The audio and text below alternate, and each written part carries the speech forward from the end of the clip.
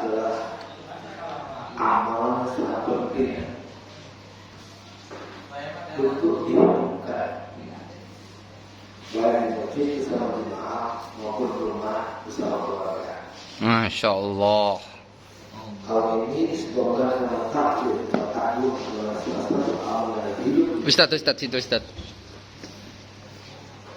di Nabawi maupun Masjidil Haram untuk meningkatkan semangat jazbah beramal. Karena diajarkannya firman Allah Subhanahu wa taala dan sabda Rasulullah Sallallahu alaihi wasallam yang bicara tentang keutamaan mengerjakan suatu amalan ancaman jika menjalankannya.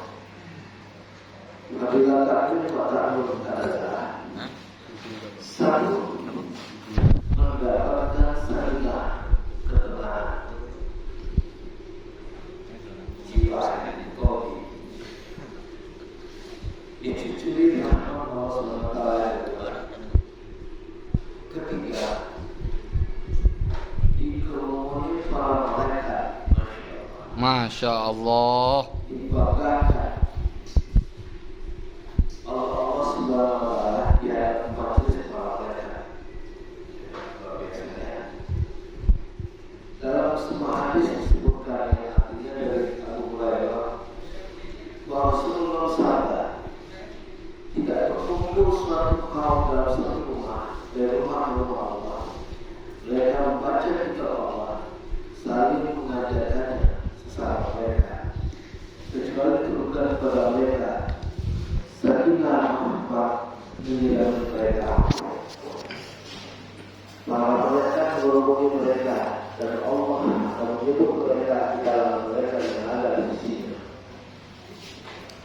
Nah, segala pun yang dimuliakan Allah Ta'ala. Adab ta'lim adalah satu adab lahir, memiliki satu dua duduk. Ini sudah ilasi duduk tahiyat awal. Tidak memakai bangunannya, sudah pakai belum? Ya, belum. Duduk rapat dan ke depan. Maju ke depan insyaallah. Membangun ke arah. Dan adab ketiga satu takbir ikhtilaf mengagungkan dan memuliakan. Kemudian tasbih wal takbir membenarkan dan meyakini. Yang tiga tasbih qalbi melaksanakan dalam hati. Empat yaitu jamal tabligh berniat mengamalkan dan menyampaikan. Insyaallah. Mantap ya. Ada lagi yaitu tawakul kepada Allah Subhanahu wa taala. Jika kita mendengar firman Allah Subhanahu wa taala dan Rasulullah Sallallahu alaihi wasallam. seakan-akan Allah Subhanahu wa taala sendiri atau Rasulullah sendiri yang sedang berbicara kepada kita. Apabila nama Allah sebut maka kita katakan Subhanallah. Subhanallah. Apabila sebut nama Nabi Muhammad Rasulullah SAW. Sallallahu alaihi wasallam. Apabila nama Rasulullah sebut maka kita katakan Sallallahu alaihi wasallam. Dan apabila nama sahabat sebut kita ucapkan Radhiyallahu anhu untuk laki-laki dan Radhiyallahu anha untuk wanita. Jika nama Nabi atau mereka tersebut maka kita ucapkan alaihissalam. Misalnya alaihissalam, Alaihissalam. Musa alaihissalam, ucapan-ucapan tersebut didasari pada akhir tahun. Ustaz diajak untuk mengamalkan dan mengerjakan apa yang telah dengar pada Islam ini majlis ditutup dengan doa di awal majlis. Maha suci Engkau Allah segala, Engkau telah saksi bahwa tiada Tuhan selain Allah. Dalam yang tidak disampaikan jelaslah yang berbahaya ini 40 hadis mengenai keutamaan Al-Quran. Intinya saja hadis pertama adalah dari Sayyidina Utsman radhiyallahu anhu, baginda Rasulullah Sallallahu alaihi wasallam. orang belajar Al-Quran dan mengajarkan. Dan kalau bisa Al-Quran itu bunyi di dalam kita ketika kita pegang itu, benar-benar hidup. Al-Quran ternyata terbiasa, bagaimana kita sampai jadi bunyi hidup dia. Faedah dalam sebagai kisah kita, hadis diriwayatkan dengan menggunakan huruf waw, artinya ada. Sebagaimana terjemahan di atas, maka keutamaan tersebut menurut terjemahan di atas dibutuhkan bagi orang belajar Al-Quran dan sampai situ mengajarkan kepada orang lain. Namun dalam beberapa kitab lainnya ada yang diriwayatkan dan menggunakan huruf aw, maknanya atau. Apabila diterjemahkan akan memiliki arti yang terbaik, yang belajar dari Al-Quran atau mengajarkan Al-Quran. Masing-masing dari hidup memiliki kebaikan dan keutamaan sendiri. Al-Quran adalah inti agama. Menjaga dan menegakkannya berarti menegakkan agama. Sehingga sangat jelas keutamaan mempelajari dan mengajarkannya. Meskipun bentuknya berbeda-beda, berada yang paling sempurna adalah mempelajari. Maksud dan mulanya, maksudnya makmum pengalamannya yang tersurat dan tersirat dalam Al-Quran sendiri. Saudara, itu mengenai sedikit taman Al-Quran. Yang menarik perhatian dia adalah bab 1 terdahulu. Sekarang praktek. Ya kan? Praktek membaca Quran. Baca. Baru saja ada Pak. Ada baru. Dia punya pengantar dulu bahwa ada sesuatu yang mengajar Mas Amir ketika dia mulai menjalankan itikaf ini dalam pendahuluan tentang bagaimana Rasul dan sahabat-sahabat berjuang ditolak oleh kaum dan bagaimana perasaan didikan dilecehkan. Masya Allah. Dan ini yang harus kita lakukan juga terjadi di atas sekarang. Kita dianggap sebagai orang berkhianat kepada keluarga, saudara tetangga, meninggalkan ibu saja. Astagfirullah. Kekeliruan terjadi. Kok menuju surga? Dunia dia lulus, anak disekolahkan, disekolahkan, istri dijaga di rumah, betul ya? Dan kita merasa semangat untuk bagaimana cara menjelaskan kepada mereka melalui tokoh-tokoh masyarakat bahwa tujuan kita bertakwa adalah untuk ridho dari Allah. Subhanallah. Allahu Akbar, Allahu Akbar. Ini bukan hanya sekarang ini sudah terjadi. Sejak dulu kala telah terjadi pelecehan dalam Rasulullah sendiri gitu. Nah, apa yang terjadi? Kita buka saja, ya kan? Dalam urean-urean para pendahulu kita melalui sahabat Rasul. Nah, kita benar-benar tidak dapat menahan kesusahan dan penderitaan sebagaimana penderitaan baginda Rasulullah SAW dan para sahabat beliau di dalam keadaan agama ini. Bahkan keinginan untuk melakukannya pun sudah merupakan yang sulit bagi kita. Bisa kehidupannya telah banyak tulis dalam kitab-kitab tarikh sejarah. Namun jadwal untuk mengenai pun kita tidak bersusah payah. Dalam bab ini diceritakan beberapa kisah yang sebagai contoh. Kisah seluruh piarawan dengan kisah baginda Rasulullah SAW sendiri. Sallallahu alaihi wasallam. Akan mendatangkan keberkahan kita. Satu, Islam berjalan bagi Rasulullah ke Taif. Ini sangat mengharukan. Sungguh membuat kolom kita bergetar. Masya Allah. Kesabaran amat luar biasa tersebut. Ketika itu mereka bertanya atas doa Rasulullah pada Allah, mereka akan turun. Apa yang hendak anda lakukan? Jikalau anda telah display tokoh masyarakat yang di tahun itu, ingin dihasilkan, ingin gunung itu belah-belah, bagaimana? Rasulullah merasa dirinya dan disuruh perdana untuk mengusir dia di daerah itu, dan Rasulullah suka tidak suka dilempar sampai berdarah. Masya Allah. Zaman sekarang masih ada begitu kan? Ada. Zaman dulu sudah terjadi. Dan Rasulullah untungnya tidak dendam. Mereka sudah siap untuk menghancurkan negeri kaum itu sekalian lengkap di muka bumi. Diangkat antara dunia yang ketiga itu Rasulullah. Itulah mereka disayang.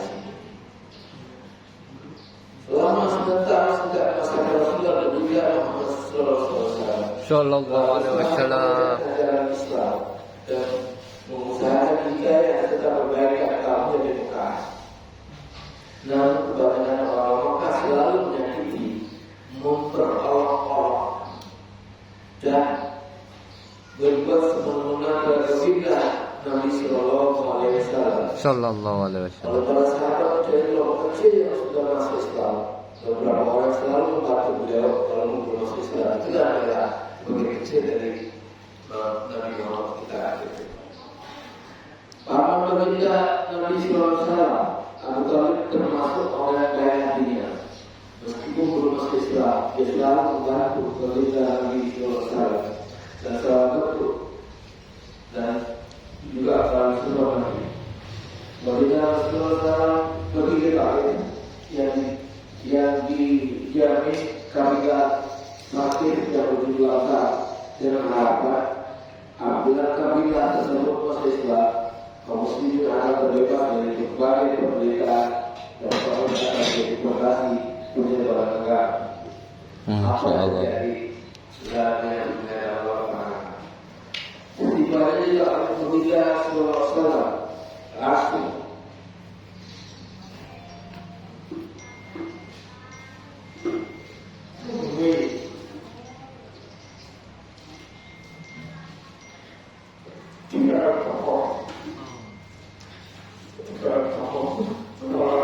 Masya Allah.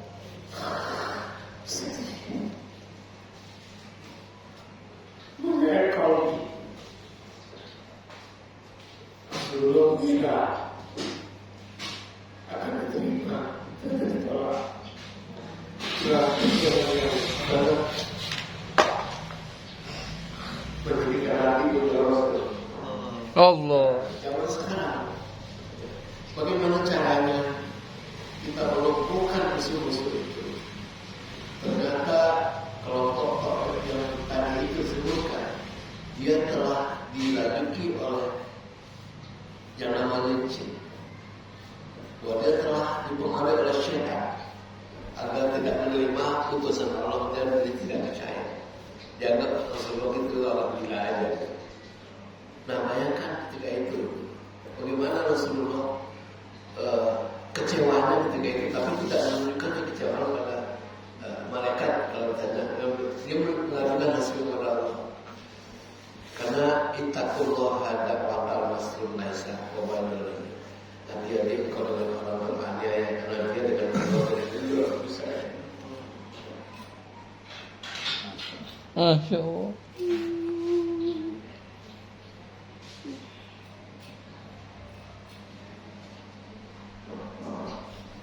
Rasulullah habis kepada Allah. Dia tidak bisa meminta Allah kepada dia karena diusir, tinggal oleh sendiri. Dia mengatakan, sungguh aku akan tolong kamu. Kata-kata berkata, dan Allah tidak melakukan sesuatu keinginan Rasul. Yang disitulah kata Rasul, dimaafkan. Dan dia kenal bekas biasa. Dari situ bisa kita ambil satu contoh. Ya Allah. Jangan pernah kita gelisah, merasa kecewa bila mana kita datangi rumah tetangga di mana pun kita berada. Carilah tokoh-tokoh Pegang dulu aku tahu. hormati dia. Pegang dulu. Dengan cara Apa? Insya Allah kalau bahasa kami murah ini daripada lidah daripada langsung lebih kita bisa terrealisasi. Tujuan kita kan sebenarnya tidak baik, tapi tidak ada iblis kepada manusia, tidak ada jin yang kepada manusia yang berbaik pada itu. Jadi itu datang dari kamu. Jadi Pak Ustaz Gani ini sebenarnya kita berbaik, bahaya di kaum kita itu. Dia berdiri itu berbaik. Itu kita bosan dengan percaya dia dan ada di situ dulu. Oleh sebab itu kita akan baca sedikit secara ya. Bagaimana cara kita masuk ke rumah, minta kesalahan, ada soal satu segala. Insya Allah kita harus bermanfaat lagi untuk melawan rasa malu kita, rasa kesegan kita untuk bertemu dengan sebuah syariat. Jadi kita ambil dari kunci. Tentu dengan sebuah dulu. Oleh sebab itu biasa sadarkan tokoh masyarakat di sini kita minta bantuannya. Siapa kira-kira yang kami dekati bersama-sama? Siapa kira-kira kami bisa datangi? Kalau kami buat, kalau kita hilang, jadi istilahnya apa ya? Ya sesuatu lah kalau Habib bilang beli kopi lah. Keras begitu kalau anak muda ya. Ya, insya Allah. Gitu. Ya. Dan suara membantu beliau terutama sekarang apa? Nah, beliau yang berdiri ini. Nah, insya Allah dengan bantu beliau minta listing nama-nama remaja siapa saja yang ada di daerah sini. Remaja RT 03 Allah. Nanti dia akan cerita buatlah undangan sama mereka. Undangan kalau dia bersama mereka sepuluh kecil. Apa yang terjadi sekarang? Kalau 10 masjid ada 10 orang 100. Tentu kita berpikir bagaimana selanjutnya ini umat menegakkan paling kali dalam mental kita gitu. Kita harus bersiapkan mental untuk menegakkan lagi itu enggak?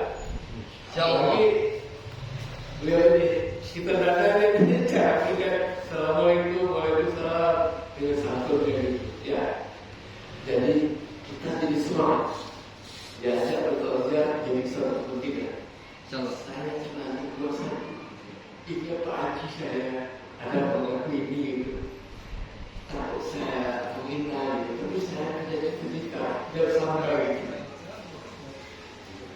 Aku dibalas sahabatnya itu dia berkata. Sebenarnya sepertinya tidak berada. Aku lihat kopi satu ini. Ingat Pak Haji gitu. Saya ingin kopi itu lebih dua. Dan mau cara. Yang penting harus diulangi itu adalah kesalahan dan itu yang dia dapat sampaikan karena dia terang ke jalan Nabi kepada Rasul terutama untuk kita sekarang dia juga menganggap tidak semua percaya kalau saudaraku dari mana-mana ada sebulan, 3 hari, 2 hari, 3 hari, beberapa bulan baik di Nusantara atau maupun ke mancanegara. Inilah satu kehebasan yang menurut saya belum ada tandingannya cara melakukan dakwah secara ilmiah dan juga dengan sebenarnya. Presiden Soeharto berhasil dulu menghancurkan segala kekuatan yang mengganggu bangsa ini dengan berbeda, termasuk menggandeng terkait dengan berbeda. Nah ini juga juga berbeda bagus berbeda kali-kali mesti patut kalau kita harus bersama. Karena kalau kita terang-terangan berperang, mungkin kita kalah. Tapi dengan kekuatan batin kita, Masya Allah. Itu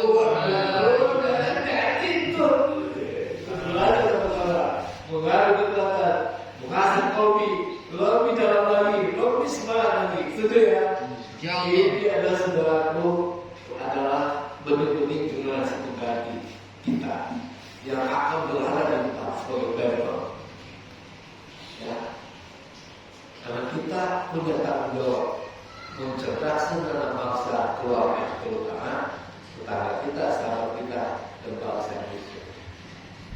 Bersatu kita kuat, jangan keluarkan keringat itu berbeda, tapi keluarkan keringat bersatu.